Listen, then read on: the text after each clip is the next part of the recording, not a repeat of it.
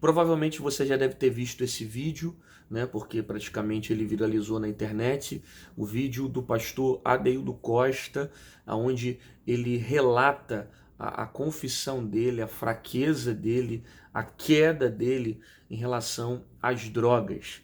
E agora ele vai tirar um tempo para se recuperar, para que futuramente se levante e consiga estar novamente no nosso meio, buscando ao Senhor, exercendo futuramente seu ministério. E ele fez esse vídeo para confessar os seus erros e também com intenção de pedir ajuda. É óbvio que nós, como igreja, nós não podemos condenar e apontar as pessoas que erraram, porque nós também erramos. Então, nosso papel, sendo igreja, é estender a mão, ter empatia pelo erro do outro, fazer o que Jesus faria, da mesma forma estender a mão, ajudá-lo a passar nesse processo, né? Quem certamente estando perto dele vai estar apacentando ele para estar acompanhando e estar ajudando ele nas necessidades que ele tem. E fica também uma reflexão para nós a respeito da história dele, porque talvez eu esteja falando sobre ele e você não o conheça, né? Principalmente porque o pastor Adeildo Costa, ele fazia parte do segmento pentecostal. Então, se você não é tão adepto do movimento pentecostal, você não conhece o pastor Adeildo Costa, que foi um pregador conhecido alguns anos atrás, pregou no Congresso dos Gideões e outros congressos pentecostais muito conhecidos aqui no Brasil. E agora ele está confessando essa fraqueza dele, né? E além de confessar a fraqueza, esse processo que ele vai tirar um tempo se tratando, se recuperando para vencer as drogas. É óbvio que a nossa posição não é apontar, não é condenar, mas é estender a mão. E ao mesmo tempo, como eu estava dizendo, fica para nós uma reflexão. Qual é a reflexão? Nós aprendermos que a nossa maior referência sempre deve ser Cristo. Independente de quem prega no altar, independente de quem canta no altar, independente das pessoas que estão na nossa frente, a nossa referência deve ser Jesus. Sabe? É por causa da ótica ou da maneira como as pessoas enxergam outros seres humanos que muitas pessoas estão caindo. Algumas pessoas que olhavam para o cara como referência e agora vê confessando a sua fraqueza, a sua queda, acabam de alguma forma se decepcionando. O que na verdade deveria ser visto como nobreza para nós que somos cristãos. Porque a Bíblia diz que aquele que confessa e abandona a sua transgressão, esse alcança a misericórdia. Então, confessar o seu ato, a sua prática, é o primeiro processo para você ser liberto e é um processo de nobreza de nós, homens, seres humanos, quando reconhecemos a dependência total de Deus. Agora, não coloque a sua referência nos homens. Não coloque a sua referência em pregador, em cantor, em profeta, em gente do meio gospel, seja quem for, meu irmão. A tua referência tem que ser Cristo.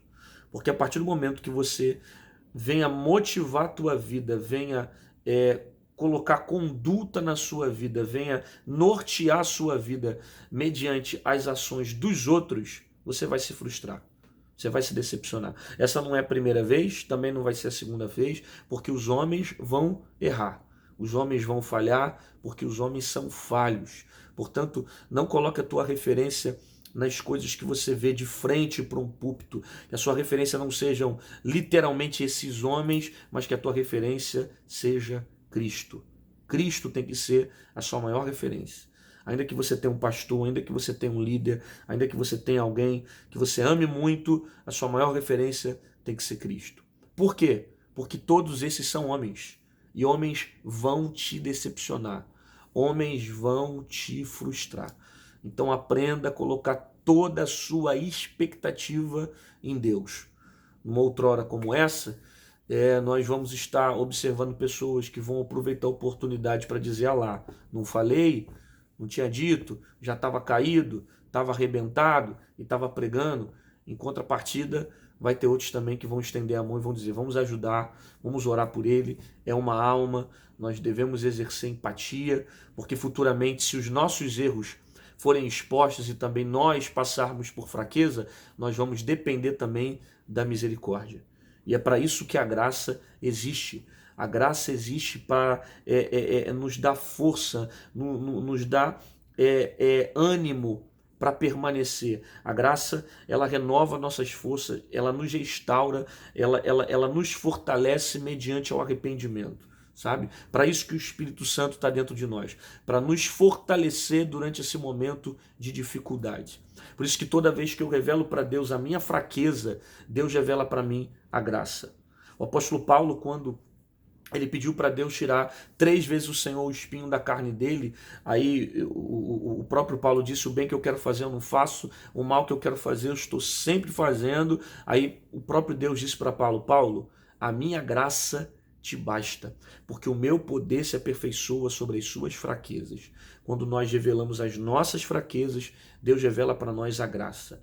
Ninguém está de pé por causa do mérito, nós estamos de pé por causa da graça. Caiu, pecou, errou, a graça nos levanta, a graça nos sustenta, já foi mostrado o arrependimento, meu irmão. Então, quando há arrependimento, a graça ela está aí para nos levantar, nos fortalecer e nos dar força para permanecer de pé.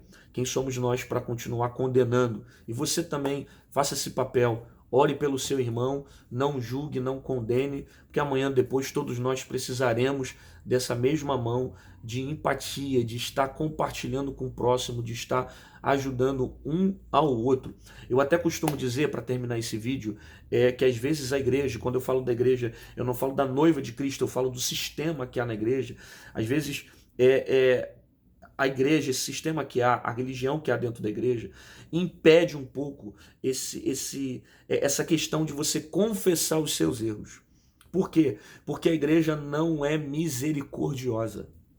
A igreja, às vezes, ela acaba tomando uma posição muito mais de juiz do que uma posição de bom samaritano, de ajudar aquele que está ferido.